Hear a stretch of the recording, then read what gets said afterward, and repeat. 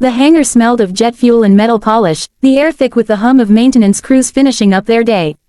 Sergeant Maya Daniels moved methodically around the AH-64 Apache helicopter, her gloved hands tracing the cold steel of the chain gun beneath the cockpit. She wasn't supposed to be there alone this late, but Maya liked it that way, the quiet hours, the sound of tools clinking, the solitude that gave her room to think. The Apache wasn't just a machine to her.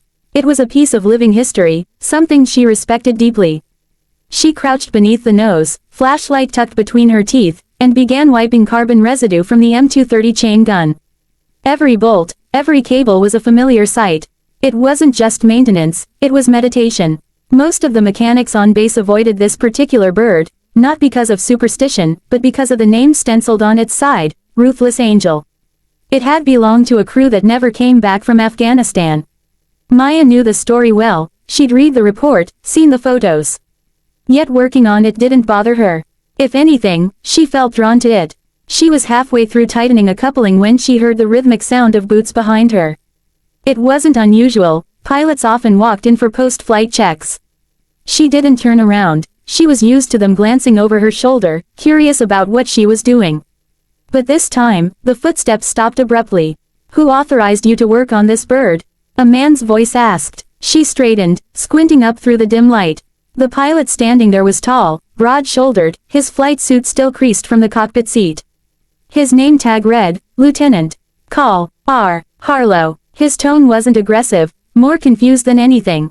"I did, sir," Maya replied calmly, wiping her hands on a rag. "Routine inspection before the systems test tomorrow." Harlow nodded absently, but his eyes didn't leave her uniform. Something about her caught his attention, the calm confidence, the precision in her movements. And then he saw it, the patch on her right sleeve. A faded insignia, black and silver, with a stylized falcon and the words, Task Force Talon. His breath caught. That patch hadn't been seen on anyone in years. That unit, his unit, had been decommissioned after a brutal mission overseas. "Where did you get that?" he asked, his voice suddenly tight. Maya glanced down at her sleeve, then back up at him. "This, my father's. He served under that task force." Harlow's expression hardened. "Your father?" She nodded slowly. "Master Sergeant David Daniels. He was your gunner on the Ruthless Angel." For a moment, the entire hangar seemed to fall silent. The clatter of tools from the far end faded, replaced by the hum of fluorescent lights overhead. Harlow's heart began to pound. He remembered that name. David Daniels, the man who had volunteered for the mission no one else wanted, the man who stayed behind to cover the evac. The man they never brought home. "You're telling me you're his daughter?" he said, his voice cracking between disbelief and something close to guilt. Maya met his eyes. "That's right. He never came back, but I grew up hearing everything about this helicopter. About you. About what happened that night." Harlow took a step closer. "We thought everyone knew the story. We thought command told the families. They told us what they wanted to," Maya interrupted quietly. "That his chopper went down in enemy territory, and that was it. But I found the mission logs. I know you made it out." Harlow swallowed hard. The memories he'd buried for years came rushing back. The roar of gunfire, the flashing lights of tracer rounds, the final transmission that went silent in the static. He remembered David's voice on the comms, calm even as the Apache took hits. "You go, I'll hold them off," he had said. And Harlow had gone, his own chopper limping back to base, haunted ever since by the sound of his friend's last words. He looked at Maya again, and it was like seeing David's spirit standing before him, same intensity in the eyes, same quiet strength. "I didn't know he had a daughter," he said softly. "My mom kept his memory alive," Maya said, her tone steady but her eyes glimmering. "I joined maintenance because I wanted to be close to what he loved. I figured if I could keep these birds flying, I'd be keeping part of him alive too." Harlow stepped closer to the Apache, running a hand along the cold armor plating. "Your dad saved 6 of us that night. I've lived with that debt every day since." Maya's jaw tightened. "Then you know why I'm here, sir. They're decommissioning this helicopter next week, scrapping it for parts. I can't let them. It's all I have left of him." Harlow's gaze snapped toward her.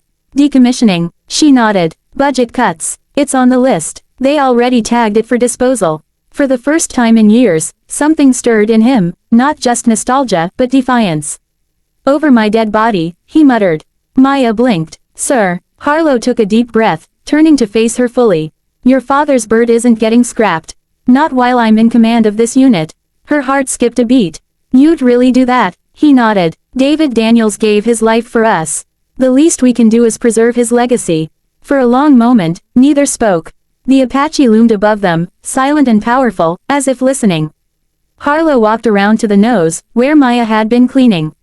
He reached out, fingers brushing the faint burn marks near the gun housing, the scars of its last battle. Tell you what, he said finally, turning back to her. You finish restoring her. Get her flight ready again. I'll handle the paperwork. Maya's eyes widened. I mean she deserves one last flight. We'll take her up together. For him. The lump in her throat made it hard to answer. She just nodded, wordless, and turned back to her tools. The rest of the night, they worked side by side, the old pilot and the daughter of his fallen brother. He guided her through systems checks, she showed him updates in the new diagnostic software. Between the hum of machinery and the clink of metal, they shared stories, about David's sense of humor, his stubbornness, his calm under fire. When dawn broke through the hangar windows, the Apache gleamed under the pale light. The ruthless angel had never looked so alive. Harlow stared at it, hands in his pockets, eyes distant. You know, he said quietly, he used to call this machine his guardian angel. Said it was like she watched over him. Maya smiled faintly. Maybe she still does. Harlow nodded. Maybe she does. As he turned to leave, he paused by the hangar door. Sergeant Daniels, he said without looking back, your father would be proud of you. She watched him go, the weight of his words settling in her chest like warmth spreading through cold air. When the door shut behind him, she looked back at the Apache, her reflection shimmering in the cockpit glass. For the first time in years, the old warbird didn't feel like a relic of loss, it felt alive again. A promise kept, a story finally coming full circle.